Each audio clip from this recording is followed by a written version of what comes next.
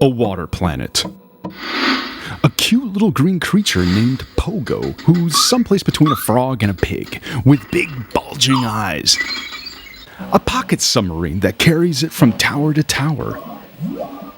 You immediately grasp the goal. Get on top of them. Avoid traps. Dodge enemies. That's it. But that's enough to get you hooked for days. The action grasps you and doesn't let go. It's frenetic all the way to the top, and you might break your joystick before finishing it. You just feel the urge to go on, no matter how many times you try. Because Nebulus, also known as Tower Toppler, is one of those very accomplished games that makes its universe look coherent and efficiently imposes its own logic.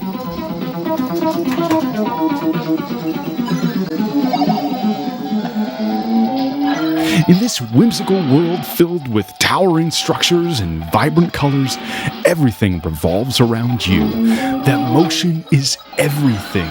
It makes the game what it is. And because its technical features are so important, Nebulus is a very good example when it comes to comparing specific software across different machines.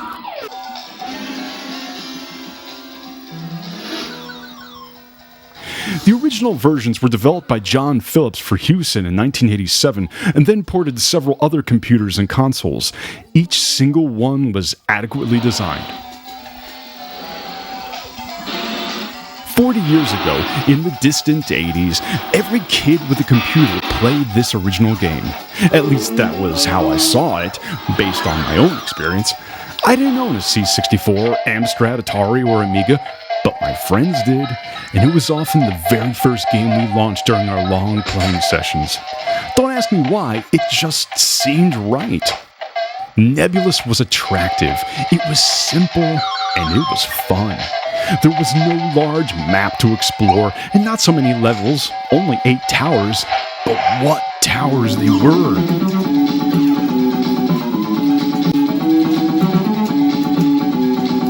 Filled with traps and nasty enemies that seemed to know exactly where you're going. You had to carefully learn your steps through each of them, and in the end, after relentless tries, you realized you knew them almost pixel by pixel. The sense of accomplishment that comes with finally conquering a particularly tough tower is immensely rewarding. When you find yourself trying to relentlessly gain significant ground each time and cheer whenever you achieve those 2 extra feet toward your ultimate goal, that's how you know a game is good. That's how it works.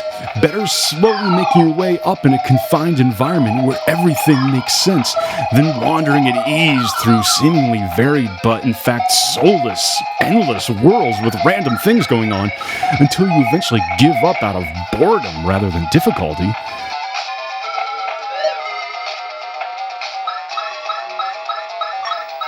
Nebulus illustrates the concept small is beautiful. You don't explore a huge universe, and the plot is not groundbreaking. You must climb up towers while avoiding traps. That's it. Simple, but effective. Because of great gameplay, progressive difficulty, but most of all because it looks, moves, and sounds so nice.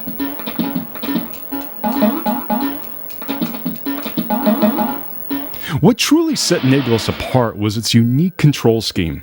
Rotating the camera was crucial, allowing you to see hidden pathways and craft your next move. This took some getting used to, and initially felt clunky, but once you mastered it, the game opened up. It was a dance of movement and perspective, a constant adjustment to the ever-shifting landscape. The self-rotative isometric perspective was a groundbreaking feature at the time, offering a fresh and immersive viewpoint that set it apart from other games. The graphics, while simple by today's standards, are beautifully crafted and full of character. Each level is a visual feast with intricate details and a playful aesthetic that draws you in and makes you try over and over and over again. Contrary to other simple but addictive games like Pac-Man, Tetris, or Bubble Bobble that you inevitably played on any machine you came by, Nebulus had visually impressive features. The rotating tower, along with all its doors, stairs, and enemies, was very compelling and made powerful illusion for 3D. If you consider the average capabilities of home computers in 1987, the effect was fabulous. This technical component allowed you to compare different machines pushed to their limits, and you could tell that the 8-bit did really well. Just look at the Amstrad CPC and C64 versions. Incredibly smooth gameplay despite intensive processing of pixels. The CPC is the only one to play music during the game. It's a really great tune, and it suits the action very well as this haunting soundtrack perfectly complements the game's dreamlike quality.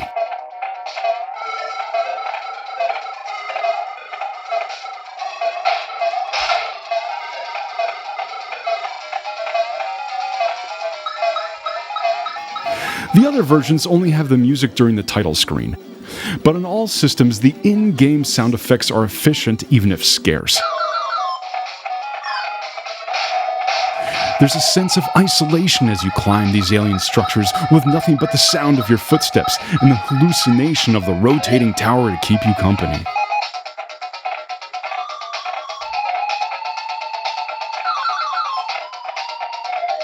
The combination of stunning visuals and adequate sounds creates a fantastic experience. Graphics range from good to splendid, depending on the machines. The ST and Amiga versions add some nice reflections in the water. On all machines, the game makes great use of colors. But the real magic lies in animation. Not only does the tower smoothly rotate, but there's often some nice parallax scrolling too. The nasties and traps also look like 3D, even though it's only a bitmap. All the sprites are well animated, especially the eyes from the very first level. The controls are tight and responsive, but the game demands a high level of skill and patience. One wrong move can send Pogo plummeting to his doom. Forget Mario's straightforward jumps. In Nebulus, you're constantly rotating the camera, inching Pogo around precarious stairs in the clouds. You topple down a tower by reaching its upper dome.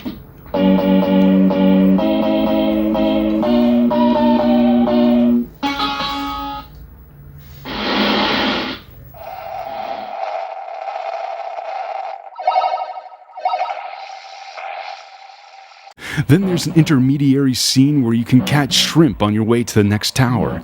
They give you precious time bonuses because you only have counted minutes before you can reach your goal. Each tower is distinct with its own color palette and set of challenges.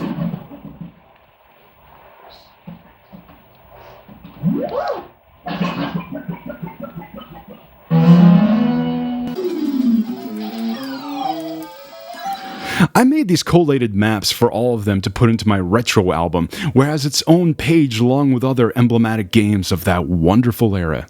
If you're interested in this album, I made a dedicated video. Link is in the description. Nebulus is really fun, and I hardly know anyone, as a kid back then, who had a computer and didn't play it. In my opinion, it gained its laurels in the Hall of Fame in games that left their mark in the 1980s. Its unique visual style, challenging gameplay, and memorable soundtrack make it a standout title. It pushed technical boundaries and delivered a unique experience. It's a tribute to the creativity of game design in that era and a fascinating piece of gaming history. Whether you're a seasoned retro gamer or a newcomer to the world of classic games, Nebulus offers an experience that is both nostalgic and thoroughly enjoyable. So dust off your old console or fire up an emulator and prepare to embark on a journey that will test your skills and captivate your imagination. Nebulus awaits. That's a climb worth taking.